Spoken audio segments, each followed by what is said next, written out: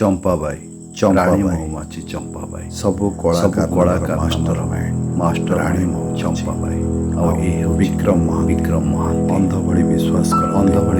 କରେ ଚମ୍ପାବାଇ ଆଦେଶ ପାଇଲା ମାନେ ଆଉ ଚମ୍ପାବାଇ ନିର୍ଦ୍ଦେଶ ପାଇଲା ମାନେ ଛୁଟିଯାଏ ଭୁଲ କରିବା ପାଇଁ କଳା ସାହାଯ୍ୟ କରେ ଚମ୍ପାବାଇ ଗୋଟାଏ ପରେ ଚମ୍ପାବାଇର ଇଶାରାରେ ସେ ଚମ୍ପାବାଇ ଗୋଟାଏ ସାହାଯ୍ୟ କରି ଚାଲନ୍ତି କାହିଁକି ନା ସେ ସେଥିପାଇଁ ତାକୁ ବିଶ୍ୱାସ କରେ ସେଥିପାଇଁ ତାକୁ ପୋଲିସ ଗିରଫ କରେ ଆଉ ଚାଲିଯିବାକୁ ହୁଏ ସେଇ କଳା ଭିତରକୁ ଜେଲ ହାଜତର ହେଫାଜତ ତା ଭିତରେ ରହି ସେ ଛଟପଟ ହୁଏ ହାଜତ ଭିତରୁ କିନ୍ତୁ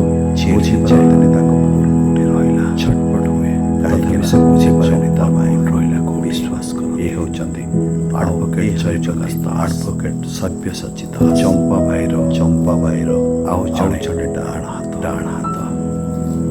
ପ୍ରତ୍ୟେକ କ୍ଷେତ୍ରରେ ସେ ତାକୁ ସାହାଯ୍ୟ କରନ୍ତି କଳାକୁ ଧଳା କରି ନିଜକୁ ସତ କରି ବଳ ଲଗେଇ ସେ କଳାକୁ ଧଳା କରି ସେଥିରୁ ଉଦ୍ଧାର କରନ୍ତି ମିଛକୁ ସତ କରି ସେ ଭୁଲ କରିବାକୁ ସେ ପ୍ରୋତ୍ସାହିତ କରନ୍ତି କାହିଁକି ନା ଚମ୍ପାବାଇର କଳାକାର ନିର୍ଦ୍ଦେଶରେ ସେ ବି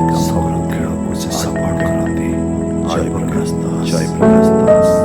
ବିକ୍ରମ ବୁଝିପାରେ ନା ବିକ୍ରମ ତା ବାରମ୍ବାର ଭୁଲ କରେ ଗୋଟା ପରେ ଜୟପ୍ରକାଶ ଚାଲେ ତାକୁ ସେ ଚମ୍ପାବାଇର ଇଶାରାରେ